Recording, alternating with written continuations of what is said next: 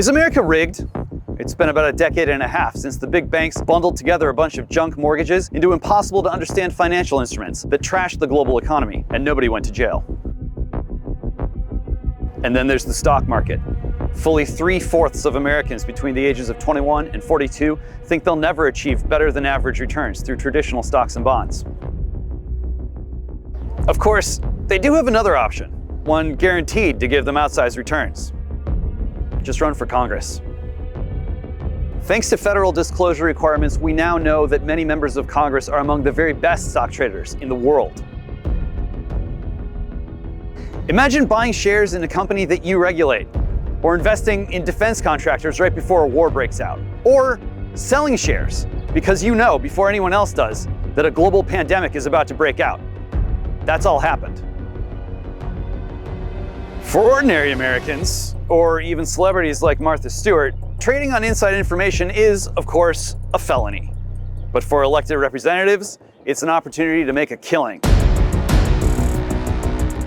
Most finance documentaries would take place in New York City, where the bankers, the traders, and the quants live.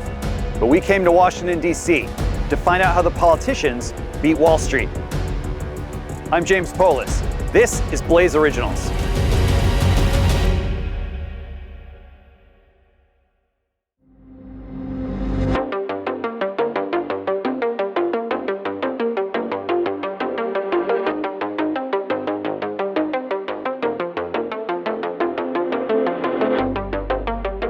We're about to talk with a figure by the name of Unusual Whales. That's not his real name. He's a creature on the internet, a human being, of course, but his operation is designed to reveal to you what kinds of trades members of Congress make. They've got a lot of them, and he's the foremost analyst of exactly how it works and what you can learn about it. Given the nature of his reporting and the power of the people he's reporting on, Unusual Whales demanded complete and total anonymity. Hey there. You're quiet. Better? Yes, it is. Unusual Whales has amassed millions of followers on social media by tracking Congress's financial disclosures and posting what he finds online. I'm just a nonpartisan, data-driven guy, but when I started making noise, no one cared, and then no one really cared until I released my 2020 report. And I basically said how Congress had outperformed the markets. In finance, a whale is an individual or entity whose large-scale trades can influence prices in the market. You can actually see a common theme developing. And the theme is this, which is when there is crisis, some members think it's best to act on their portfolios rather than solving the problems there within. Unusual Whales started tracking Congress's trades in 2020 when dozens of members dumped their holdings right before the pandemic crash. You can focus on the big people, but even people like Representative Susan Davis. She sold thousands of shares in Alaska Air and Royal Caribbean. These are, of course, companies that are going to be hit by COVID. Her trade was on February 11th. It was disclosed in the middle of March, once COVID had already wrecked the markets. Members of Congress often disclose trades related to companies, industries, and commodities they oversee in their committees. I mean, the war in Ukraine was kind of a very interesting time for trading. Many members of Congress buying oil or energy plays beforehand. Some of them are on committees that have oversight over these things. You saw a bunch of purchases in Intel, Moss. These are like potash and fertilizers, and these ended up being beneficiaries to the Ukraine war. And you saw numerous basically precursors or ingredients for ammunition and military supplies, right? Precisely. You have a representative like Marjorie Taylor Greene saying war and rumors of war are incredibly profitable. She ends up buying a significant amount of Lockheed Martin, of Chevron. All those trades become immediately profitable once the war begins. A lot of people always say that Congress is very good at stock buying. What people don't really talk about is how good Congress is at stock selling. We had Silicon Valley Bank, First Republic kind of got saved, went to Chase. What kind of activity did you see around those events? A lot of members sold a significant amount of stock. For example, Louis Frankel sold FRC, and then she bought JP Morgan that same day, or a few days after actually rather, and then is up now approximately 60% on that purchase. Got it coming and going. Yeah, exactly. His posts often go viral, like this one from September, showing Republican Tommy Tuberville up 20% on millions of dollars worth of agricultural futures. Unusual Whales points out that Senator Tuberville sits on the Senate Agriculture Committee, so he has the power to influence those prices with legislation. And then there's this one, when Democrat Josh Gottheimer, who serves on the Financial Services Committee, sold his shares in Silicon Valley Bank the day before it collapsed. And then, of course, you'll find hundreds of posts about the greatest congressional trader of all time, former Speaker Nancy Pelosi. Nancy Pelosi herself said that she doesn't trade, which is true. It's all done in her husband's name. Unusual Whales cited numerous examples where the Pelosis profited immensely as legislation worked its way through Congress. They received preferential shares in Visa, while Congress was hammering out credit card legislation. Immediately before the pandemic, they invested in companies that specialized in video conference technology. And then there was the massive position the Pelosis took in various companies while she was delaying negotiations on a pandemic relief bill with Donald Trump. All those bets paid off. In 2008, Nancy Pelosi's net worth is around 21 million, 22. By this time, in 2020, her net worth is approximately 250 million. In July 2022, amid public scrutiny of Pelosi's trades led by Unusual Whales, the Pelosis sold 25,000 shares of the tech company Nvidia at a massive loss. She discloses a trade on the same day. That's the fastest disclosure ever in the history of US Congress. It's insane. She does this, and she says she sold her Nvidia position for a loss for approximately $300,000. The divestment cost them millions of dollars, and amazingly, last November, the Pelosis reversed course. On November 22nd, she buys approximately 50 deep in the money call options on Nvidia. Unlike traditional stocks, deep in the money calls allow Pelosi to make more capital efficient trades, essentially gambling more with less. The trade is done 20 minutes before close, while Congress is in session, mind you. What might the Pelosis know that the public didn't? What happens after that, before her trades are disclosed? Well, President Xi of China visits California. Biden announces new U.S. semiconductor plans, and on December 11th, before it's disclosed, the U.S. Secretary of Commerce, Raimondo, he says that NVIDIA could sell AI chips to China to comply with U.S. control experts. The rest is history. In 103 days, that position ends up gaining around 103%. So she made $2 million plus her original $2, so $4 million total on this position. Pelosi's investments are so successful that investors now actively seek her financial disclosures, and her trades seem to move the market. And her net worth now in 2024 is probably around like $300 to $350 million.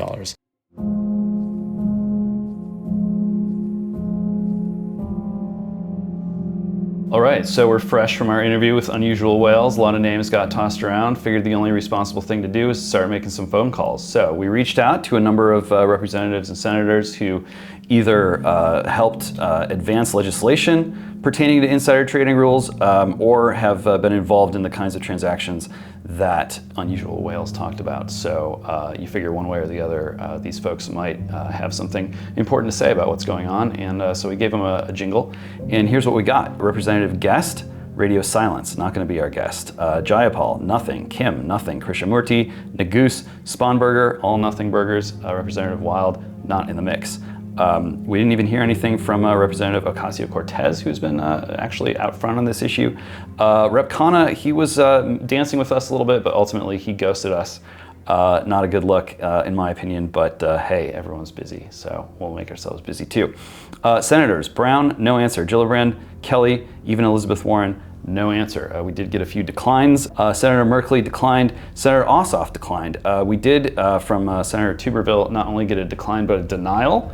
And also, same deal from the Queen of them all, Nancy Pelosi. Through a spokesperson, Pelosi said, for the sake of your reporting, the statements by Unusual Whales, as you have characterized them, are inaccurate. Please note this statement attributable to a Pelosi spokesperson. Quote, Speaker Pelosi does not own any stocks and she has no prior knowledge or subsequent involvement in any transactions. The left hand does not know what the right hand is doing. Seems to me it's time for a trip to the Hill. I think we've got the perfect tour guide to give us a look. Let's go.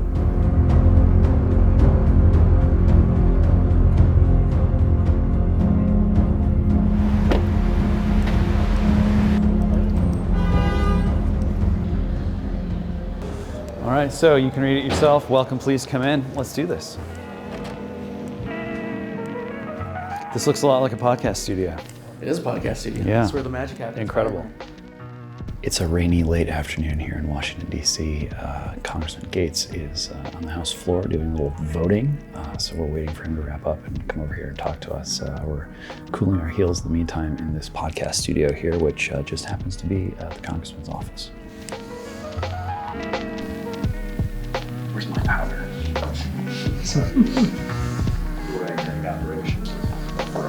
Cinema verite. Hey, how you doing, Congressman? Hey! Hey there, James Poulos. Yeah, nice to see you, James. Thanks for coming in. Yeah, absolutely. You think that we're actually putting the needs of the people first around here? We're not. And if they want to know why, it's because of money. You've got a few allies. Who do you think is doing this right in terms of their approach, and who do you like working with on this issue? Raja Krishnamurthy, a Democrat from Illinois who doesn't see eye to eye with me on a lot of things, but we're working on legislation together to ban this. Even centrist Republicans like Brian Fitzpatrick, someone who voted to impeach President Trump, right? Even someone like AOC, more of a household Yes, name. yes. Has she pulled you aside and sort of given you an earful about this stuff? Look, AOC is flawed in a lot of ways, right? She's not a particular fan of mine, and I don't celebrate much of her work. But one thing I can tell you about her, she's not corrupt. And that is meaningful to me, because even if someone is wrong, but they hold those views sincerely, there's at least an opportunity for persuasion. With the people who are bought and paid for by lobbyist donations, by personal emoluments and enrichments, and by the utilization of inside information to make money in the stock market, those people are not persuadable. In 2012, after a glut of negative press, Congress passed a law called the Stock Act, which required them to disclose their trades. We should limit any elected official from owning stocks in industries that they have the power to impact. There was this belief that you didn't have to ban congressional stock trading, you could just require disclosures, and that those disclosures would shame people into conduct that was better and more virtuous, and that created more public trust around lawmaking. The reality is folks have become so brazen, like they're willing to tell you that they're on the Armed Services Committee and trading Raytheon stock. You mean to tell me that shaming does not work on Capitol Hill? No, it turns out that congressional stock trading will occur in an ecosystem of shamelessness. The reason this is allowed to persist in the absence of stronger laws, because both sides are doing it, right? Bipartisanship can be one of the most insidious things in this town when it's bipartisan corruption, when it's a bipartisan consensus around self-dealing and self-enrichment. And that's what we have here. It's clear there's plenty of self-dealing and self-enrichment, but who are the worst offenders? Congressman Gaetz offered to take us on a tour.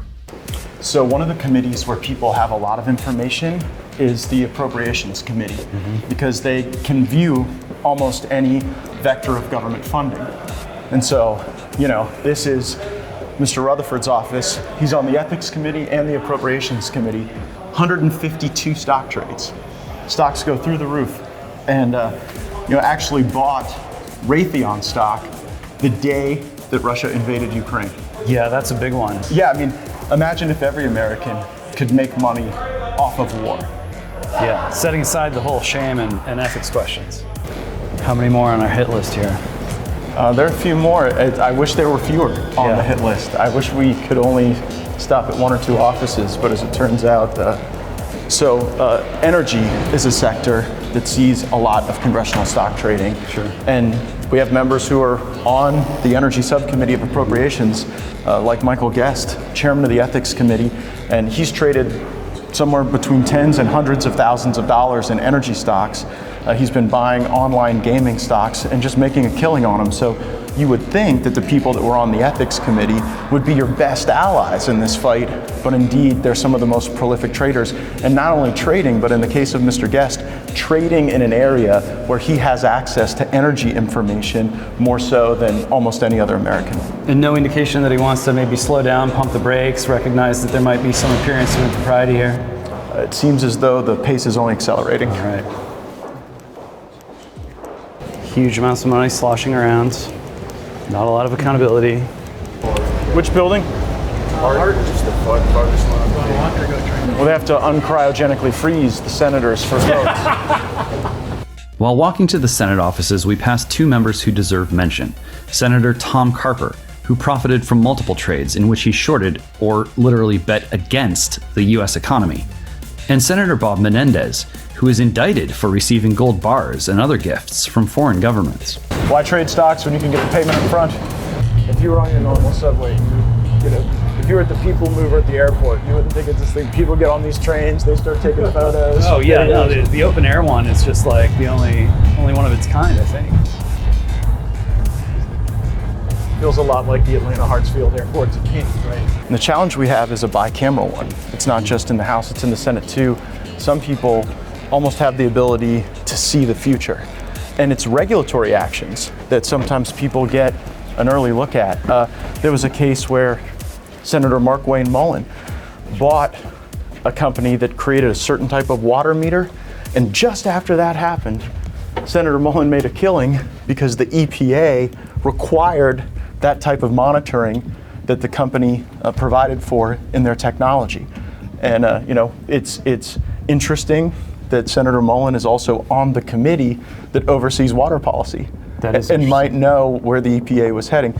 Also on the Armed Services Committee, huge trader of defense stocks. That's always a concern for me when you have members of Congress that are betting on war. Now, I come from a district where the people have to go and fight those wars and die for them and lose their limbs and their marriages and their families. And to know that members of Congress are here trading defense stocks while they're central to the decisions about war and peace, it boils my blood as much as any of it. In a time of extreme division, it's amazing to see how unified members of Congress are on this matter, both those who are profiting from stock trades and those who oppose it. The big one. This is ground zero, right? Yes, we have hit the summit. So Nancy Pelosi promised she would bring legislation to the floor to ban congressional stock trading. Never did. About $120 million in volume that she's done trading stocks, about $3.5 million a year. There's no kind of like ribbon or prize medals hanging out here. She's got to get something at some point, right? Well, I tell you, this is where we could have gotten action. She made a promise that we were going to hear a bill to change it, but when you're looking at this type of volume, I mean, she bought like millions of dollars in call options on one stock that just shot through the roof. So certainly a prolific trader, not someone who kept their promises on ethics. Her bill was all theater then, right? Well, it was a bill that never even came up. Saw the light of day. Never saw the light of day. So unbelievable. It just shows you that Washington promises are less convertible than Nancy Pelosi's own call options. Yeah. Those are pretty convertible to cash. Washington promises a lot more like Confederate money. In 2021, just days before Unusual Whales released his first viral report on congressional stock trading, Pelosi was asked about her trades. Should members of Congress and their spouses be banned from trading individual stocks while serving in Congress? No. Why should they be banned? Because this is a free market and people, we're a free market economy. They should be able to participate in that. So you were the reporter who confronted Nancy Pelosi about those big trades that redounded to her benefit, right there on the floor of Congress, and obviously she had a very testy reaction. That probably blew things up for you. How long have you been in this business pursuing this beat? I've been on Capitol Hill for 2.5 years now. So 2.5 years, this is an issue that's really just continuing to heat up. What was the thing that shocked you most when you first got involved? I think it was just the laxness of the enforcement when it comes to the Stop Trading on Congressional Knowledge Act, which is better known as the Stock Act. That's the law that essentially governs what is colloquially known as insider trading here on Capitol Hill. It almost seems like this issue was designed in a lab to be perfect for playing politics and never actually accomplishing it. When it actually comes down to the idea of restricting members of Congress, many balk at the idea because they tend to view it as an infringement upon their liberty. And it's hard to believe, certainly, when you have a married couple, one of whom is a lawmaker, one of whom is an investor to the tune of millions of dollars in various industries, that there would be at least some discussion of personal finances between the two of them. Almost impossible to believe. You've got immediate family, you've got extended family, even financial advisors, congressional staff. These people can do whatever they want with the information that they get, which other Americans, sure, you can follow the news and you can track some of these things, but otherwise you're not tapping that info. Certainly. When you get down to it, all this is happening because nobody really believes that anyone's going to get prosecuted, that anyone's going to go to jail, no matter how flagrant the activity is, no matter how sus, as the kids say, or even fined. There are sometimes some fines, but they're always the minimum fines, right? Yes, the enforcement right now is very lax. Officially, if you trade stocks as a member of Congress, you are required under current law, under the Stock Act, to disclose that trade within 30 to 45 days, roughly. And what we at Business Insider have found in the past is that it's unclear whether lawmakers are even paying those fines. Officially, there is a $200 fine if you disclose your stock trades late. But there's no public record of that fine being levied. And so it's unclear if that enforcement's taking place. Well, and this is the issue. I mean, this is Congress. The Constitution gives Congress pretty wide latitudes as far as its own self-enforcement goes. Who's going to enforce the enforcers? Exactly. I mean, this is the problem with the House Ethics Committee, right? The issue with the House Ethics Committee, in part, in a structural sense, is that you have members of Congress policing other members, and members typically don't want to do that.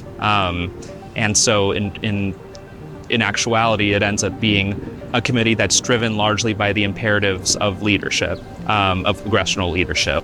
You look at the unusual whales reports, you see right there, it's documented that some of these most egregious trades are coming out of the Ethics Committee itself. Yes. I understand that some of the members of the Ethics Committee are fairly prolific stock traders themselves. If we had different folks on that committee, do you think we'd get a different result? I am skeptical of that. I think it is a structural matter. I think it is the fact, I mean, because you see this in the Senate as well. The Senate Ethics Committee, for all the criticism of the House Ethics Committee, the Senate Ethics Committee is even less transparent, right? No one knows what happens at the Senate Ethics Committee. There's all sorts of complaints that get filed here and there, and they disappear into this essentially black hole. If, at the end of the day, enforcement is primarily a structural problem, that probably means we're not going to get anywhere without more and better legislation. So we needed to find someone who had a serious bipartisan bill that would solve the problem. Always nice to see some Willie Nelson on the wall there. Yeah. My wife's and my first date was a Willie concert. I don't think they had a playbill, or what you want to call it, the music poster, for that particular concert. But we've got quite a few. I got a bunch of music posters back home in Texas. For 3 consecutive Congresses, Representative Chip Roy has introduced the Bipartisan Trust Act with Democratic Congresswoman Abigail Spanberger. We introduced legislation, the Trust Act, I think it's 345, I think that's the number this year. Abigail and I did. And it seeks to end your ability to actively trade in equities. You and your immediate family, right? And your immediate family, your spouse. And it would require you to put it all in either a broadly, traded fund, Index 500 or whatever, or in a blind trust. That's effectively what we do. You've been way out ahead on this issue. Yeah, I mean, look, when I came to Congress, I came here with a goal to try to break the place. We can't even figure out how to balance the budget and do the job we're supposed to do. Like, what are you doing spending your time day trading? And frankly, too often on information that you have access to. But put that aside, so much information is public. It's less about the insider trading, although that's a thing, but it's more about the fact that you have an inherent conflict of interest, right? You're sitting there voting on stuff that's directly related to what you're going to make money on or how you're going to play the market. Does anyone ever just tell you to shut up, go away? When we first introduced this and it was really hot, man, there was a lot of chatter in the cloakroom and all this. So why aren't we getting any movement now? I mean, have you met Congress? They never met something they don't have an excuse for. You can't get a floor vote. What's going on? Who's stopping that from happening? Well, as a general matter, it takes leadership making the choice to put it on the floor. But I can tell you, I'm getting a little impatient, and it's now time to sort of step on the gas. And people want to go drop discharge petitions for Ukraine. Maybe we need to have a discharge petition for, banning stock trading. It's time for us to push on it, and I'm going to be putting my foot on the gas a little bit more as we turn the corner here out of the spring. We're heading to election season. We know that one way or the other, there'll be a lame duck. And, lame ducks are time when these kinds of things are often dealt with. With the notable exceptions of Congressman Roy and Gates, it seemed like no one wanted to go on camera to explain why congressional trading should be banned. So our best bet was to find someone who knew what was going on, but had nothing to lose. Someone who was ready to burn it all down. Former New York Congressman George Santos. George Santos. Disgraced lawmaker George Santos. Look, you can't burn the swamp, but you can set it on fire. We've set Lake Erie on fire. So you can't say it hasn't been done, right? But you're not participating in the great game on Capitol Hill. Oh, you know what? Thank God. Because it's a show. Nobody gets anything done other than what we all know is benefit themselves. So when I first get there, I'm thinking, I want to go sign on to Abigail Spanberger's bill on individual stock trading. I was told that if I co-sponsored a bill and made too much voluminous flair over it, that I wouldn't be seated. So I shut up. Who told you that? I had staff from the majority, from leadership, tell me that to my face on the House floor.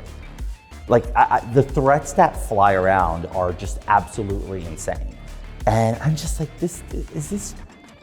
that's all you guys got? You're gonna threaten me because I wanna push for a measure? Everybody who hovers on a nerve that disrupts the corruption system and the way of life of the swamp, they become the worst people alive. Donald Trump, Matt Gaetz, and so on and so forth, right?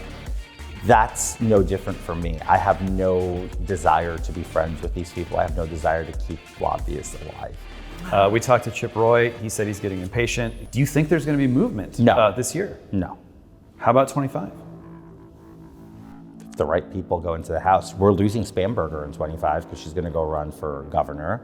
We're losing a handful of people that are not running for re-election. And I was expelled. This is DC.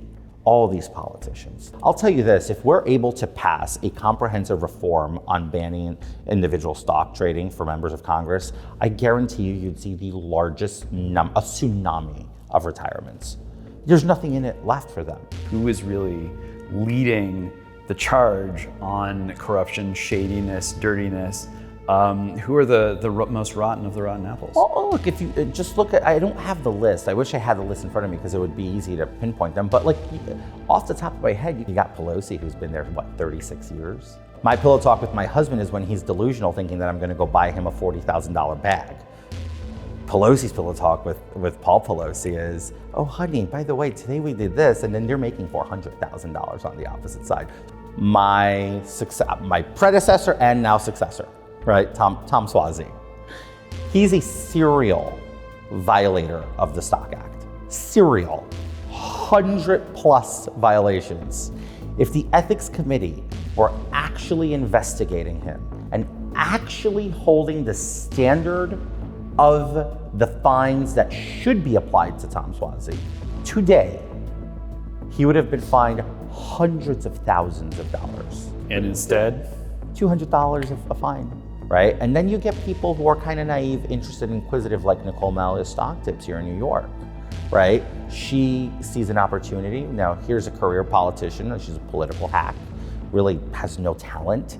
She's quite frankly, I don't even know how she even got into politics because she has no personality. She can't strike a conversation that's even remotely interesting with you. But yet now she's slowly but surely becoming a stock trading savant, having never had any trading experience, any financial services background in the private sector. But all of a sudden, I guess Congress is the best economics school in the world because, geez Louise, she's doing fantastic. So it really, it's a matter of piquing curiosity. You see your colleague do so well, like, well, what the hell, I'm gonna do it too, right? And it's really about how corruptible are you? How fast does it happen when you're a freshman, a member of Congress? How fast do you hit that fork in the road where it's like, come with the establishment or face internal exile? My very first classified briefing, which I unfortunately can't tell you guys for obvious reasons, unless you guys want me being tried. Then you'd have to kill me. Or I'd be tried for treason, so. Maybe both. Or both, right? But it becomes a real issue because you hear this information and instantly you're like, oh, wow, I know this before the country.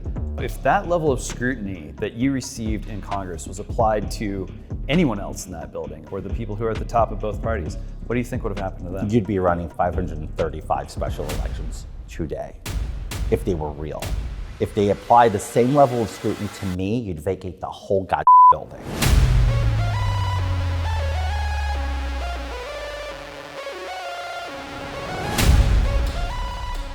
One of the best measures of how corrupt a country is how rich its leaders get while they're in office.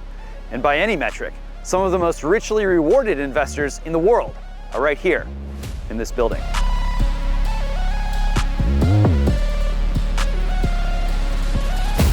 They're not so good at passing laws or governing, but they're great at investing. In a decent and honest country, this would all stop immediately.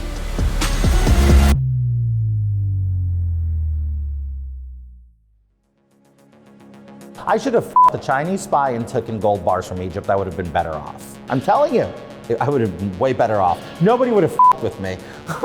I'm telling you that I would have been bulletproof. That's what I should have done. And I should have said I beat up Corn Pop, because that shit flies.